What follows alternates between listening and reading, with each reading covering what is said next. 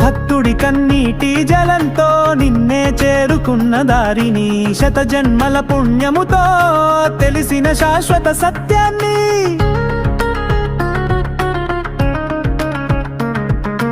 వాయులింగ రూపంలో కాళహస్తి క్షేత్రవాస, ఆది శివాని కోసం ఆపులేని తపనలతో కన్నప్ప కన్నులు ఇచ్చిన ప్రేమ నీకు ముడిపడినదే.